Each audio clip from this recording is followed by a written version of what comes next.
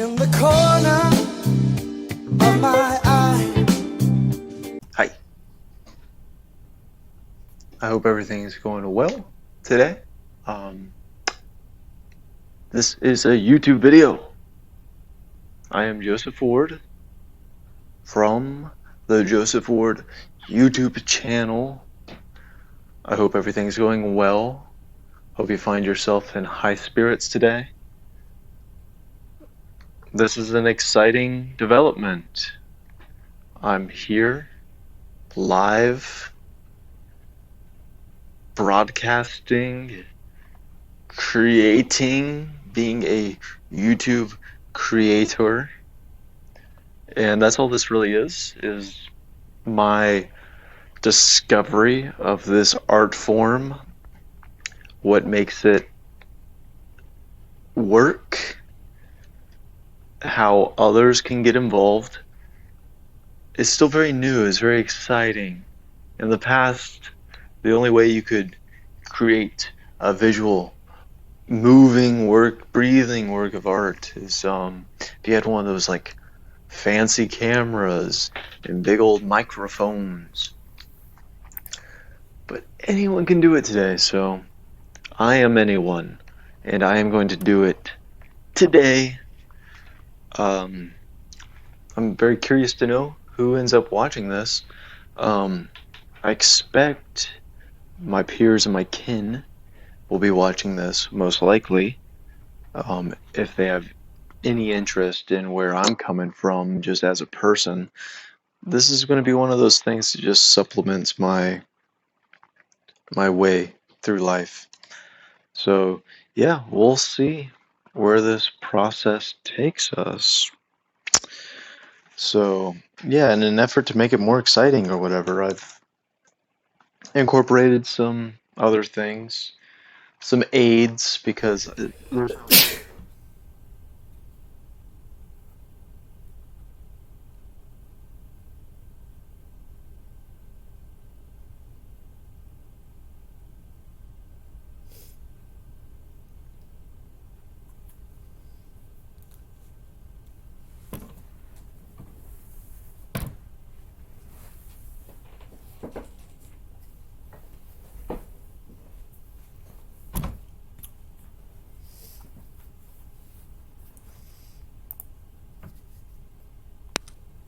Alright, here we are. Believe it or not, in the video here, I'm not actually talking.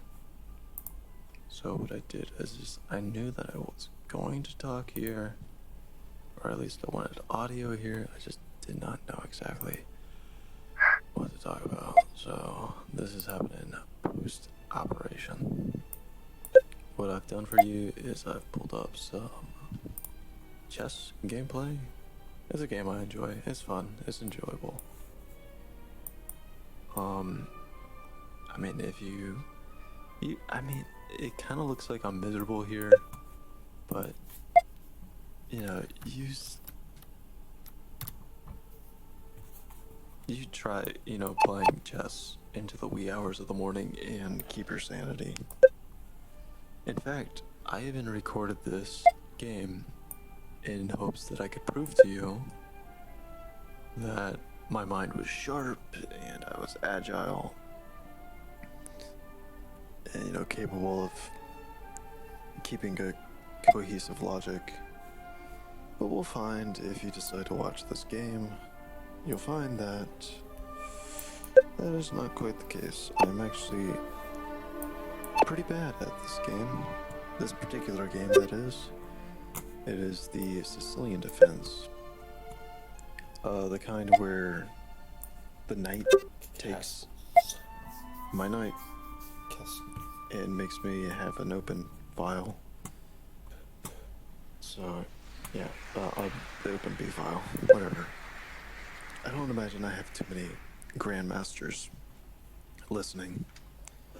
Although, I bet that a supercomputer like HAL 9000 could be simultaneously listening and watching and understanding what I'm saying, but also understanding the game, and it already knows.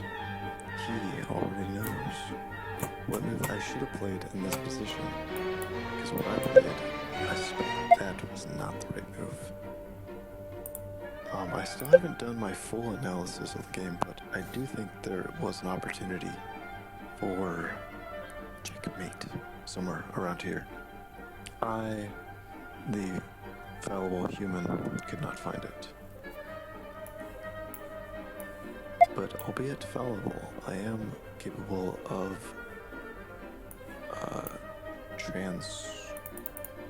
not the opposite of transgressing. Going up, not down. Okay, I'm capable of both. I can go up or down. But I like to leave a little room for negotiation. See, I knew if I tried to do a live commentary,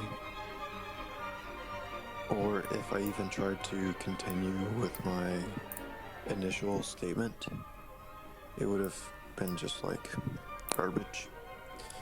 So, yeah, recording afterwards. Because I know there's supposed to be stuff talked about here, I just might not know exactly what it is yet. Because like I said in the introduction, I'm still trying to figure out how to use this website and this medium. Because I know some people, they get on YouTube and they're like crying their eyes out and they're telling their whole life story, and other people use it as a complete fantasy work of fiction world, like Marvel Studios, turn yourself into a character sort of thing. I guess for me, yeah, I just still don't know. This is turning out to be something like a memoir or a diary. It's just so open. It could really be anything. Don't know yet. But I get the feeling that silence is not something that's desirable. But maybe we can learn how to work one of those in there. So it sits just right in the middle of the video.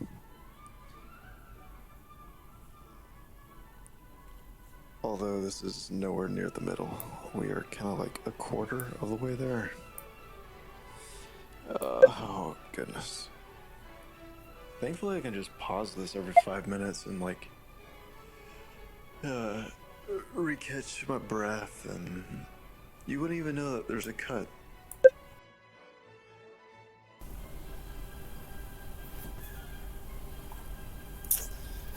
Alright, I have a link pulled up here, and while I don't think it's wise to promote social media usage, or especially when it's cross-platform, and especially with this social media, it is a very interesting little observation by the public. So on Twitter, let's see. Yes, on Twitter, users have been pointing out that Gen Zers have a particular skill set when it comes to photography. So I'm reading this on a website called demilked.com. Just Gen Zers proving their photography skills with random strangers. I'll read it for you. Move over, millennials. The Gen Zers are stepping out, and boy, oh boy, do they have a unique skill set. It's always interesting to see the changes from generation to generation, and while we certainly do not want to admit that we are not on top of our game when it comes to anything to do with technology, the truth is, we were not born with technology. It developed along with us. So our understanding of it is not quite as intrinsic as displayed by these Gen Zers, as clearly indicated by their simple but effective photography skills, which are absolutely mind-bending. Honestly, it's like we live in a different world, comparing the skills of an average millennial versus what appears to be any Gen Zer at this point. Don't believe us? Dive in and decide for yourself. More info on Twitter. So yeah, let's take a look at some of these beautiful photographs. So we got a lady who is, well, I mean, they kind of speak for themselves, do they not? But yeah, she is out here on the streets in her jumpsuit. And my cousin took the first photo of me and a Gen Z girl and Prada. Got on the ground for the second pic. She got low. Sorry. Yeah, we see it again. Got a 9-year-old, getting low, taking that photo with the building in the background. Good call. Yeah, this is a nice photo. It's a picture of a dog, and the composition's very nice. It's focused with interest. Nice black and white. A 3-year-old took this. Oh my goodness, unbelievable. Yeah, I mean, these are just nice photos. Again, I don't recommend anyone uses Twitter, because this is what it does to my brain. I just kind of start to clock out. Yeah, this, again, these photos use... I can't articulate everything that I see. I just know these are nice photos. Like, obviously, this one on the left of a Christmas tree is just...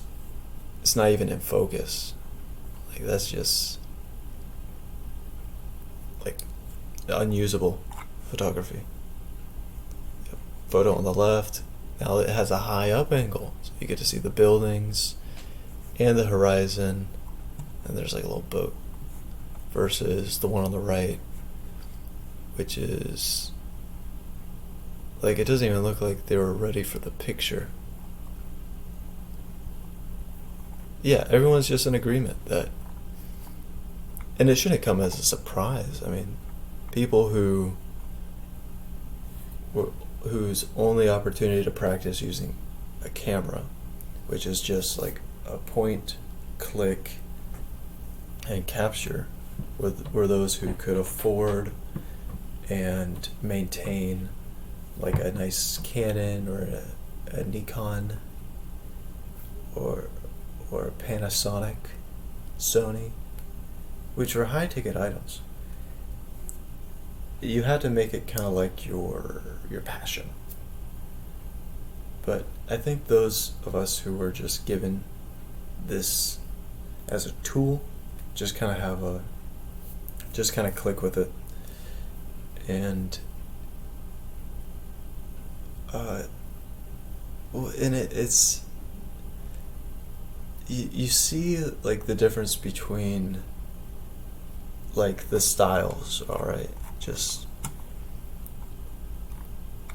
okay. Well, that's just using like the blur effect. That's not anything crazy. Selfie with 42. I've noticed that too, that when large groups are together, people coordinate really well. Whereas, I don't know, before maybe, like, you would have to have someone like, you squeeze in, like, get down. People just kind of get the gist. These are cool. I would like to go wherever that guy is. So, yeah, what I was going to say is, like, the framing might be more like squared and regular with a prior form of photography, whereas I think people want to break out of those nicely jointed lines of perspective and kind of angle it out, so it gives you more depth to the photo, I suppose. as well as just playing with proportions in general, like having people like take up a large portion of the foreground, or making it so like we saw in those first examples where like they're foreshortened away, like where the top of them is the furthest part. Yeah, it just gives it more interest. So yeah, that was just cool to see how this technology is being used by my peers and how they seemingly have got a hold of it. I don't know. Personally, I'm not a big photography guy. More of like the although I do enjoy some good composition. But yeah, I imagine a lot of these photos ended up on Instagram, which is nice, I guess. I don't know. I don't really care for Instagram either. Just, I don't know. I'm not. Yeah, conversation topic done. Hope you enjoyed this little. Anyways, that's kind of why I think chess is like the appropriate game to insert in here, because it's not something that demands your like obviously you're gonna play better if you're focused, but with longer time controls, you can really allow the mind to like open itself up for insight, which actually requires you to get unfocused. If you can break that concentration and just kind of like bypass that barrier that's blocking you from finding, let's say, the right move, then yeah, you're actually, and that's just something you can't do in a very strict time control like bullet or rapid, where you gotta make a move.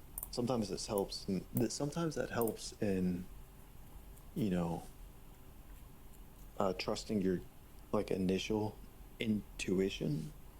But as for like finding that proper sharpness, yeah, you really do need the long time controls and just, not only allowing, it's just allowing yourself to beat up those internal mental barriers. I'm not like a professional or a scholar. I probably should not be talking about this at all. And to bring chess into this, knowing how badly I'm gonna lose this game, just awful. Just disgusting. I should really be ashamed of myself. Again, I'm in the corner here. That is me. And you can see my little chess icon too. Feel free to play me. But just know, I am not currently talking live. This is, I don't know, post. This is all post. I'm still learning what this stuff means. Because for many of us, we always just assumed that the video making process would, yeah, and that was the move that just ruined me.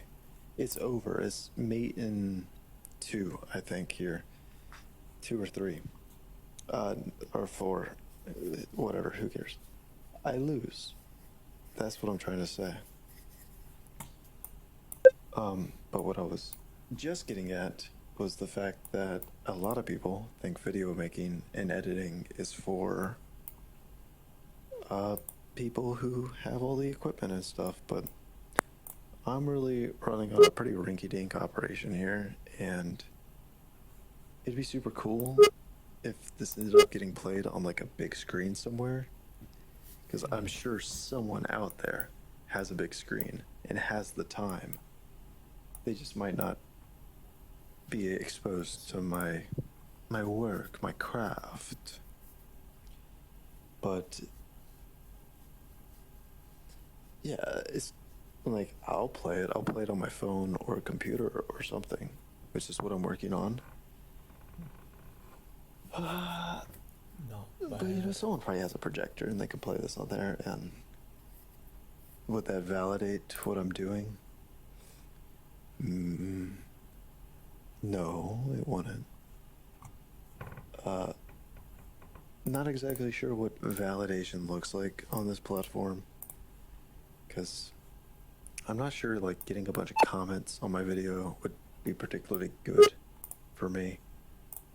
Of course, feedback would be nice, I suppose, but exactly what am I going to do with feedback from people who don't make their own YouTube videos? I don't know. As for the people I take inspiration from, I feel like I could get a grasp on the technical aspect of it fairly quickly, even if it's gonna suck like it does now for a while. There'll be opportunities for me to like make it a more serious thing. This is just me playing around with the tools and the functions and hoping to get somewhere that's interesting. And because I'm recording on my phone, I can actually just get up and walk around and experience the interest of being an embodied human and not just like a dude sitting in front of a computer. Like you saw in the beginning, you saw how awful that was. Just me staring at a screen mindlessly. It's just, it's not. But that's a part of the computer experience, I think. It's just to like look at the screen, absorb information, and maybe the goal for this is that I can just bend my finger and boom, content appears. That might be where this whole thing is leading, ramping up to. And if that is what it's going to be, anyways, I would at least like to know that there was a time when I put in something that may look like work. Which is kind of ironic because there is no value in this. So why put any work at all into this craft? It's beyond any kind of rationale. And to think that someone's going to have to explain this is almost laughable. If it wasn't sad, it'd be funny.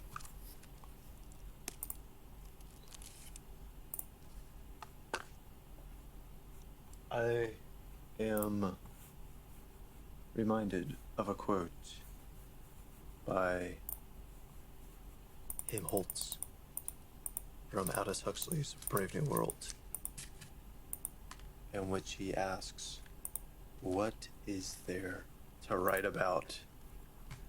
What's Bishop? I'll bring up the exact quote. Bishop Just give me a Ellis. sec. It's in chapter 4 of Brave New World. Chapter 4, part 2.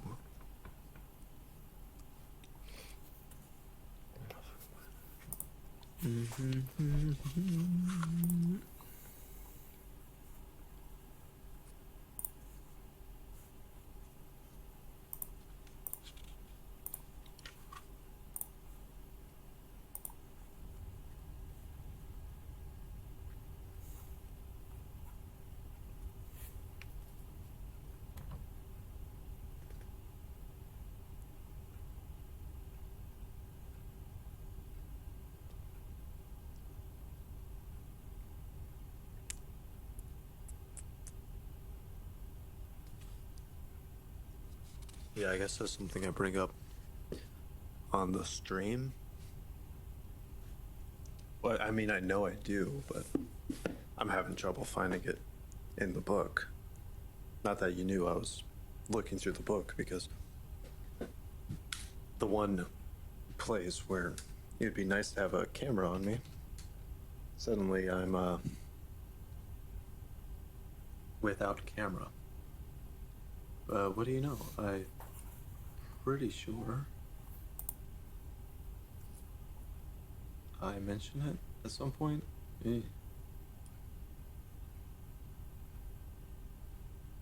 Maybe? Yeah, I don't know. Sheesh, man. I think so.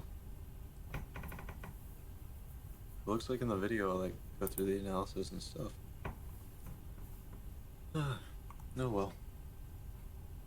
You know, we tried. We really did try, didn't we?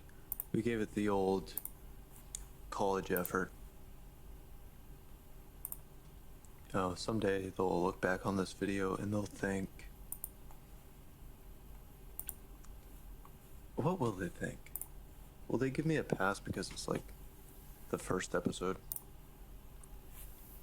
Even though I had like episode 0 just a minute ago? What on earth's the good of being Which pierced was- by an article Because about a I car you assumed sink 0 for the latest would improvement in negate said the fact vehicles? that it was even a Besides, start. Can you And make now words this has to be really like a piercing? actual You know, start. like the But very because hardest it's the X-rays. start, maybe they'll be like, When you're writing about that sort well, of it thing, was the start. can But it you say doesn't really something about count nothing? as anything. That's I what think it in finally TV boils business down they call it a pilot, I try and which I refers try. to not driving, but that like light that ignites, I guess. Look, I bring up Wikipedia pages and stuff later. I don't have to be correct just yet. Wait till I have my sources. Da da da da. Wait until I get my sources right. Then you can't tell me nothing. Right? Well, I got 15 minutes of content here. Hopefully this goes way better than me trying to record it. I think 2 things will happen. It's going to sound better, and it's not going to nearly take as long to download. So these are good things.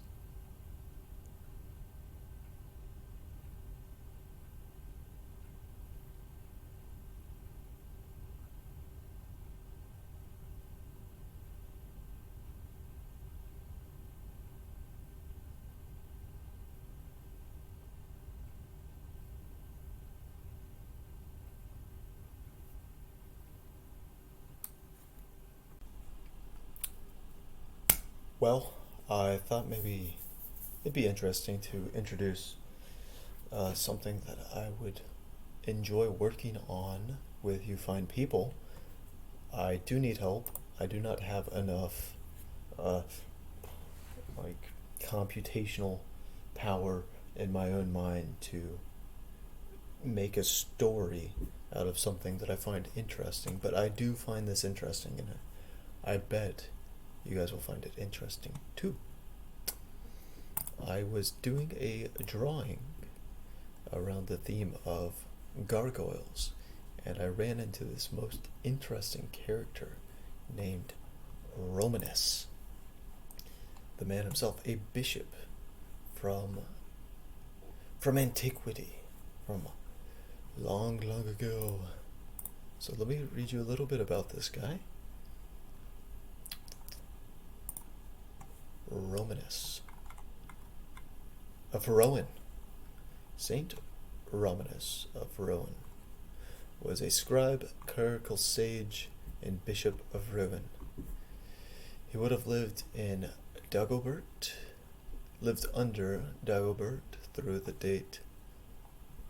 though the date of birth is unknown. His life is known in legend and tradition, and is shown in the stained glass windows of the south gate of Rouen Cathedral and the stained glass windows of Saint Godard. Claims have little historical value. Yeah.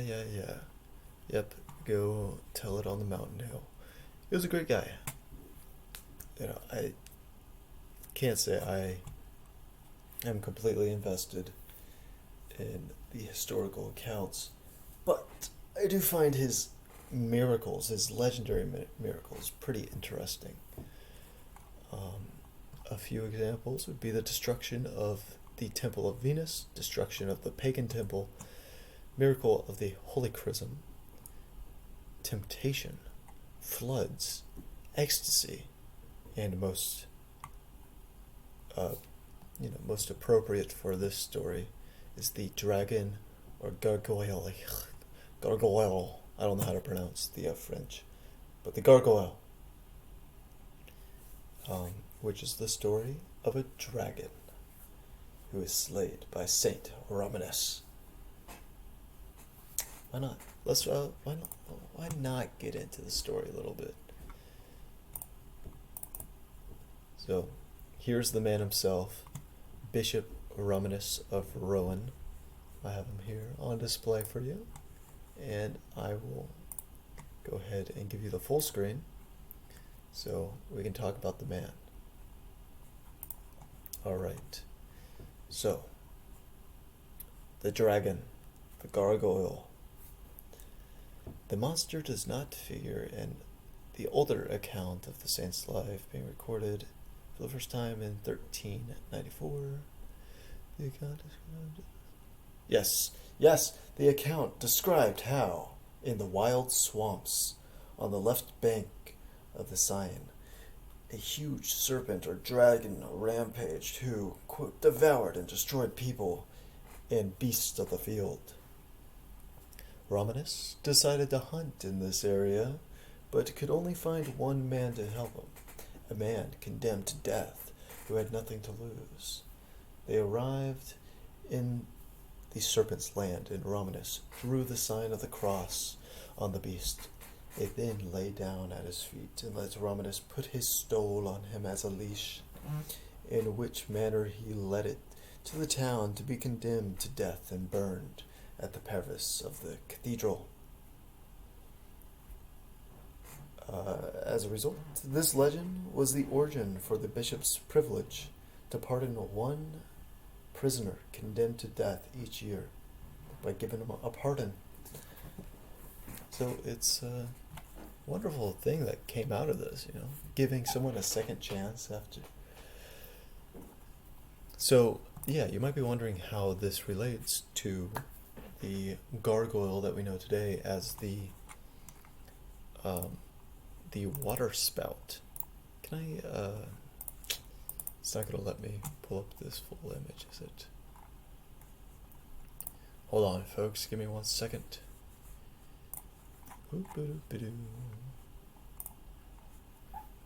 Yes. So, of course, we know the gargoyle today as those funny little creatures that stick their heads off the sides of the cathedrals and scare away evil spirits. And let me actually pull up the picture for you, I guess.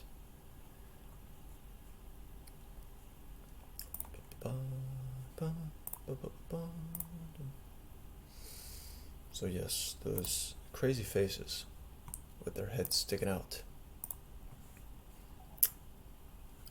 Voila. Here we go. So yeah, sometimes it'd be monsters, or I depicted with goats. Sometimes they're beggars or devils, but they're always something kind of repulsive. And the idea is that the roof that displaces the water as it rains will have the water run down the sides through the buttresses, and then instead of just falling straight down, these gargoyles will extend, and then the decorative font will spew out the water from the mouth. So it's a fun little detail. And I created this drawing myself in October of 2022. So let me show you some of what's going on here. As you can see, we have the water spout down the middle here. Down the middle, you've already seen we have the bishop here on the left side, who is casting away the dragon, I decided to use the goat as the condemned man that joins him on this journey. And I find this to be a good symbol because goats, they are generally seen as a lowly creature who, they eat trash and they're kind of ugly to look at, but they also have great abilities to rise up and climb steep mountains.